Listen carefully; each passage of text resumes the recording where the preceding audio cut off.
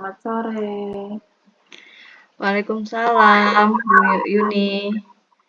Sore Gimana juga. kabarnya Bu Yus? Gimana kabarnya hari ini Bu Yus? Alhamdulillah. Baik, Bu Yuni bagaimana? Alhamdulillah saya juga sehat Bu Yus. Seperti yang kita sepakati kemarin ya Bu Yus. Ada sesuatu yang saya ingin bicarakan sama Ibu. Oh, oke, Bu. Jadi kita mau membicarakan tentang apa nih dalam obrolan kali ini? Hmm, Saya tuh ingin cerita tentang kegundahan saya ya Bu terkait murid-murid saya di kelas. Oh, oke, oke. Jadi apa sih yang terjadi pada murid Bu Yuni sampai-sampai Bu Yuni merasa gundah? Jadi gini Bu, murid yang saya ajar ini kok masih mengalami kesulitan saat saya mengajar materi trigonometri ya Bu. Mereka sulit memahami Bu. Oh, gitu ya. Trigonometri nih, Bu. Iya Bu. Lalu sebenarnya apa yang Bu Yuni inginkan dari percakapan kita kali ini?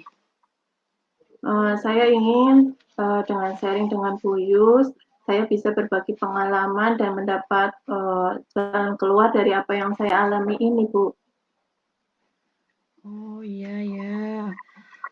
Kalau begitu, Bu Yuni, saya ingin tahu sebenarnya situasi pembelajaran yang sudah Bu Yuni lakukan di kelas itu seperti apa ya? Bisa dijelaskan? Gini Bu, saya kan ngajar ngajar pelajaran matematika. Kebetulan saya sedang mengajar materi trigonometri Bu. Saya menggunakan metode ceramah dengan menjelaskan secara detail agar murid paham.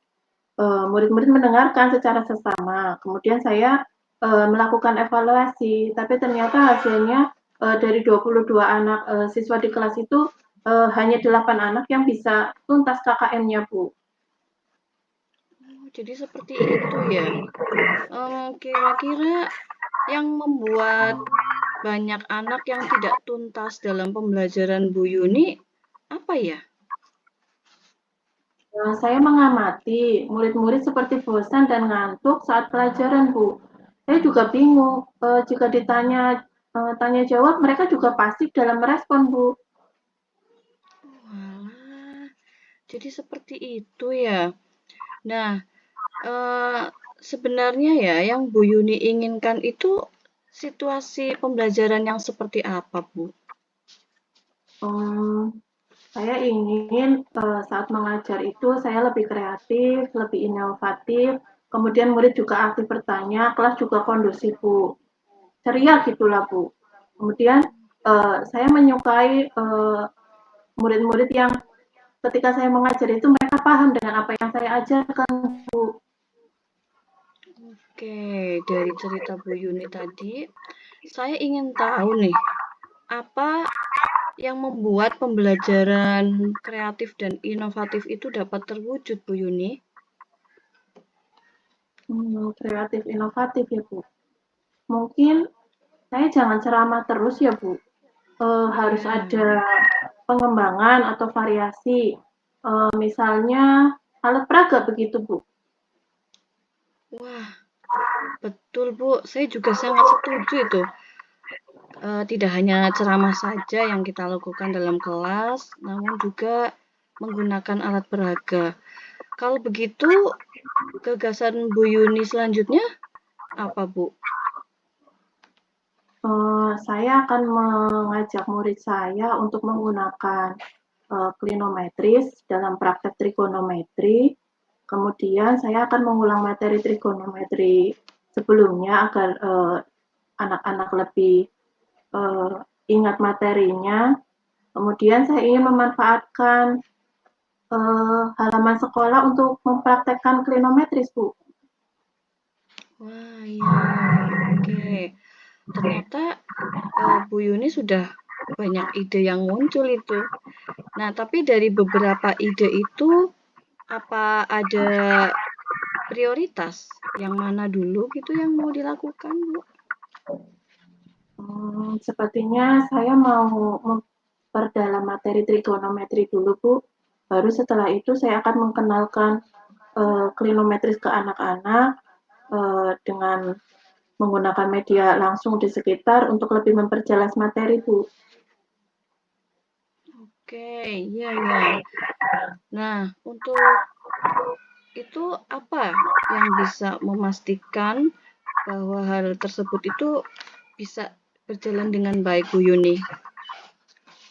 Saya akan memastikan semua itu bisa berjalan dengan alat klinometris sebagai praktek, kemudian lingkungan sekolah sebagai uh, tempat untuk belajar anak-anak, dengan anak-anak menemukan benda yang dapat dijadikan media pembelajaran kontekstual, Bu. Oh, oke. Berarti kalau misalkan media kontekstual, itu seperti apa, Bu, contohnya? Anak-anak bisa saya minta untuk membuat klinometris, Bu. Mereka bisa menggunakan bahan-bahan seadanya, misalnya dengan sedotan atau pulpen, kemudian paku dan tali. Mereka bisa membuat miniatur klinometris, Bu. Kemudian anak-anak bisa praktek di halaman sekolah. Oke, luar biasa sekali dari yang dipaparkan Bu Yuni. Kemudian yang kriteria apa yang Ibu ingin capai, Bu? Murid dapat memahami materi dan pengaruhnya, ketuntasan belajar dapat dicapai dengan jumlah murid yang mencapai KKM lebih banyak dari sebelumnya, Bu. Oh iya betul. Lalu Bu Yuni kapan nih akan mengimplementasikan ide-ide cemerlang tadi, Bu? Sepertinya pertemuan pekan depan sudah bisa saya praktekkan, Bu. Betul sekali, nggih. Saya juga mendukungnya kalau memang itu sudah menjadi pertimbangan Bu Yuni. Lalu apa sih komitmen Bu Yuni terhadap rencana aksi yang Ibu utarakan tadi?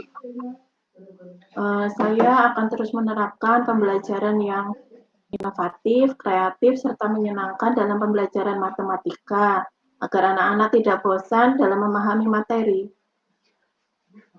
Oke, lalu bagaimana tindak lanjutnya, Bu? Sepertinya saya akan melaksanakan refleksi bersama Bu Yus untuk memperoleh umpan balik serta penguatan, sehingga saya akan terus memperbaiki dan mengembangkan diri dari apa yang sudah saya lakukan, Bu. Oke, setelah kita ngobrol, bercakap seperti ini, bagaimana perasaan Bu Yuni sekarang? Saya sudah lebih lega, Bu, karena sudah menemukan jalan keluar dari permasalahan saya. Alhamdulillah, saya juga merasa senang. Berarti kesimpulan obrolan kita itu apa nih, Bu Yuni? Pembelajaran matematika itu tidak menakutkan dan membosankan ya Bu, asal kita bisa mengemasnya dengan kreatif, inovatif, dan menyenangkan. Imbasnya murid akan memahami materi, mudah-mudahan dapat mencapai ketuntasan belajar yang kita inginkan. Betul sekali, Bu. Saya sangat setuju dengan pendapat Bu Yuni tadi. Kita perlu terus berinovasi dan kreatif dalam pembelajaran. Terima kasih Bu Yus atas waktunya. Sampai jumpa lagi pada obrolan berikutnya ya Bu. Jangan Oke, bosan Bu. sama-sama. Oh, tidak akan pernah bosan. Saya sangat senang, Bu. Ya, terima kasih Bu Yus. Assalamualaikum. Waalaikumsalam warahmatullahi wabarakatuh.